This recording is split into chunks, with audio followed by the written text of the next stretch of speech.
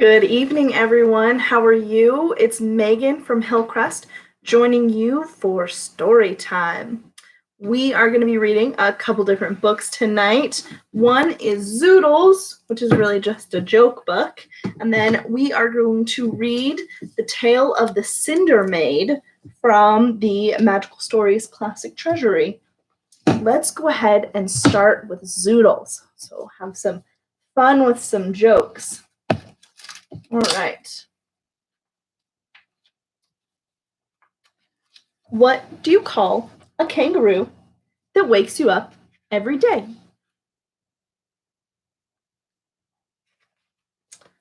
A kangarooster. What do you call an elephant that hardly ever gets thirsty?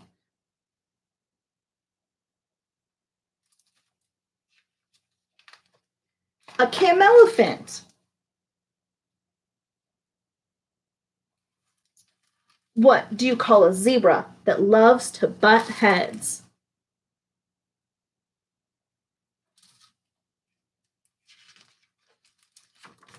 A zebram. What do you call an iguana that hogs all the food? A piguana. What do you call a stubborn emu?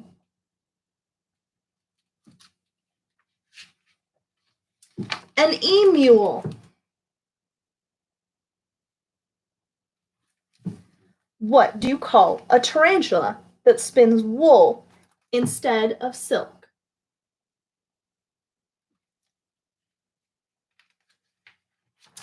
A tarantulam.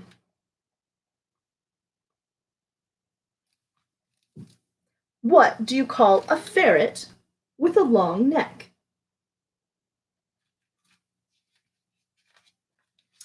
A giraffe. What do you call a goat that stands on one leg?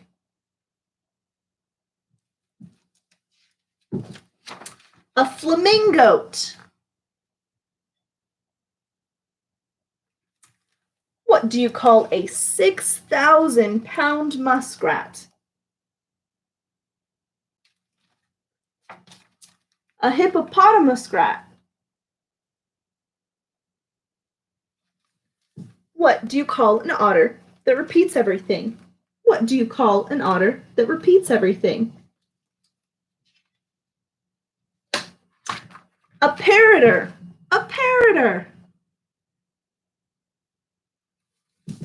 What do you call a penguin, or a pelican that sings?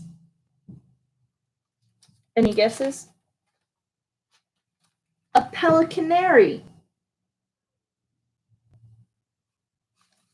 What do you call an inchworm that likes to slide on ice? See that little guy down there?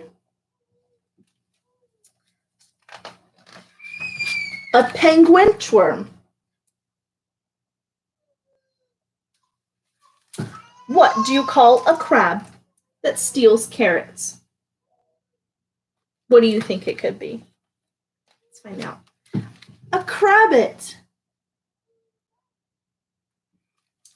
What do you call a rhinoceros that hides its head in the sand?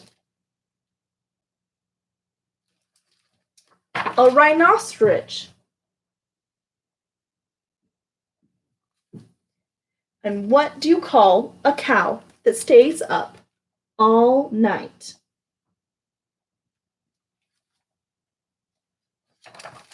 A cowl. The end. What did you think about those jokes? Kind of some clever ones in there, huh? Let's go ahead and read The Tale of the Cinder Maid. All right. Once upon a time, there was a king who had an only son who was about to come of age. So the king sent round a herald to blow his trumpet and call out, Oh yeah, oh yeah, oh yeah. Know ye that his grace, the king, will give on Monday week a royal ball, to which all maidens of noble birth are summoned, and be it furthermore known that at this ball his highness, the prince, will select a lady to be his bride. God save the king. Now, there was among the nobles of the king's court one who had married twice.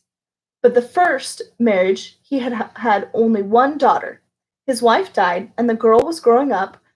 Her father married again, a lady with two daughters. His new wife, instead of caring for the first daughter, thought only of her own and favored them in every way. She would give them beautiful dresses, but none to her stepdaughter, who had only to wear cast off clothes of the other two. The noble daughters the noble's daughter was set to do all the drudgery of the house, and had nothing to sleep on but a heap of cinders raked out of the scullery, and that is why they called her the Cinder Maid. And no one took pity on her, and she would go and weep at her mother's grave, where she had planted a hazel tree, under which she sat. You can imagine how excited everyone was when they heard the herald's proclamation. "What shall we wear, mother?" cried the two daughters, and they began talking about dresses. But when the father suggested that Cindermaid should also have a dress, they cried out, "What, Cindermaid going to the king's ball? Why, look at her! She would only disgrace us all." So her father held his peace. Now, when the night came for the royal ball, Cindermaid had to help her two sisters dress in their fine dresses and saw them off in the carriage with her father and their mother. But she went out to her own mother's grave and sat beneath the hazel tree and wept. Then a little bird on the tree called out to her, "Cindermaid, Cindermaid, shake the tree and open the first nut that you see." So Cindermaid shook the tree, and the first nut that fell she took up and opened. And what do you think she saw? A beautiful silk dress as blue as the heavens, all embroidered with stars, and two lovely little shoes made of shining copper. When she had dressed herself, the hazel tree opened, and from it came a coach with all made of copper, with four milk-white horses, with coachman and footmen all complete. And as she drove away, the little bird called out to her, be home before midnight, or else you'll be a fright." When the Cinder Maid entered the ballroom, she was the loveliest of all ladies, and the prince, who had been dancing with her stepsisters, would only dance with her. But as it came towards midnight, Cinder Maid remembered what the little bird had told her, and slipped away to her carriage. And when the prince missed her, he went to the guards at the palace door and told them to follow the carriage. Let's see the picture of her underneath her hazelnut tree. All right. But Cindermaid, when she saw this, called out, "Mist behind and light before, guide me to my father's door." And when the prince's soldiers tried to follow her, there was such a mist that they couldn't see their hands before their faces. So they couldn't find which way Cindermaid went. When her father and stepmother and two sisters came home after the ball, they could talk of nothing but the lovely lady. "Ah, would not you have liked to have been there?" said the sisters to Cindermaid as she helped them to take off their fine dresses. There was the most lovely lady, with a dress like the heavens and shoes of bright copper, and the prince would dance with none but her. And when midnight came, she disappeared, and the prince could not find her. He was going to give a second ball in hope that she will come again. Perhaps she will not, and then we will have our chance to dance with him. When the time came of the second royal ball, the same thing happened as before. The sister teased the Cindermaid, saying, "Wouldn't you like to come with us?" and drove off again as before. And Cindermaid went again to the hazel tree over her mother's grave and cried. And then the little bird on the tree called out, "Cindermaid, Cindermaid, shake the tree, open the first nut that you see."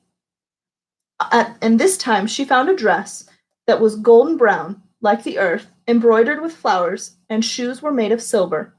And when the carriage came from the tree, lo and behold, that was made of silver too, drawn by black horses with drapings of all silver.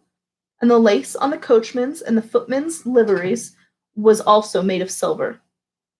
When Cinder Maid arrived at the ball, and the prince would dance with none other but her, when min- and when midnight came round, she fled as before. But the prince, hoping to prevent her running away, had ordered the soldiers at the foot of the staircase to pour honey on the stairs so that her shoes would stick in it. But Cinder Maid leaped from the stair to the stair, and by the time and got away just in time, calling out as the soldiers tried to follow her, "Mist behind and light before, guide me to my father's door." And when her sisters got home, they told her once more of the beautiful lady that had come in a silver coach and silver shoes and in a dress all embroidered with flowers. "Ah, wouldn't you have liked to have been there?" they said. Once again, the prince decided to throw a lavish ball in hope that the unknown beauty would come to it as she had before. But all did happen as before. As soon as the sisters had gone, Cinder Maid went to the hazel tree over her mother's grave and wept. And then the little bird appeared and said, Cinder Maid, shake the tree, open the first nut that you see." And when she opened the nut, in was a dress as green as the sea, with waves upon it, and her shoes this time were made of gold. And when the coach came out of the tree, it was also made of gold, with gold trappings for the horses and for the retainers. And as she drove off, the little bird from the tree called out, be home before midnight, or else you'll be in a fright." This time, when Cinder Maid came to the ball, she was as keen to dance with the prince as he was with her. They danced together all evening. So when midnight came round, Cinder Maid had forgotten to leave until the clock began to strike. 1, 2, 3, 4, 5, 6, and then she began to run as fast as she could down the stairs as the clock struck 8, 9, 10. However, this time the prince had instructed the soldiers to place tar upon the lower steps of the stairs. And just as the clock struck 11, Cindermaid's shoe became stuck in the tar, and when she jumped to the foot of the stairs, one of her golden shoes was left behind. And then the clock struck 12, and the golden coach and its horses and footmen disappeared, and the beautiful dress of Cindermaid changed again into her ragged clothes, and she had to run home with only one golden shoe. You can imagine how excited the sisters were when they came home and told Cindermaid all about it, how the beautiful lady had come in a golden coach with a dress like the sea and with golden shoes, and how all had disappeared at midnight except the golden shoe. "Ah, wouldn't you have liked to have been there?" said they. Now, when the prince found out he could not keep his lady love, nor trace where she had gone, he spoke to his father and showed him the golden shoe, and told him that he would never marry anyone but the maiden who could wear that shoe. Let's take a look at Cindermaid. A pretty dress, huh? All right.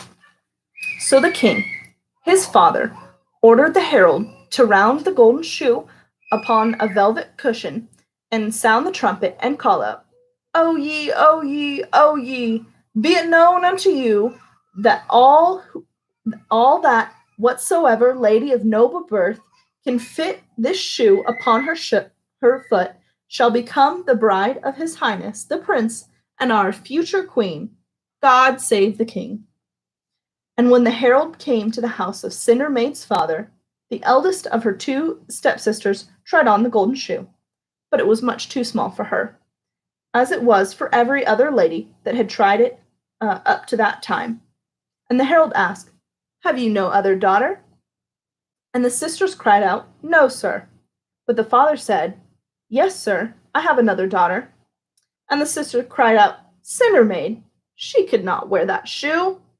But the herald said, As she is of noble birth, she has every right to try the shoe." So the herald went down to the kitchen and found Cindermaid, and when he saw her golden shoe, she took it from him, put it on her foot, which fit exactly. And then she took the other golden shoe from underneath the cinders, where she had hidden it, and put that on too. And then the herald knew that she was the true bride of his master, and he sent for the prince at once. When the prince saw Cindermaid's face, he knew at once it was the lady of his love.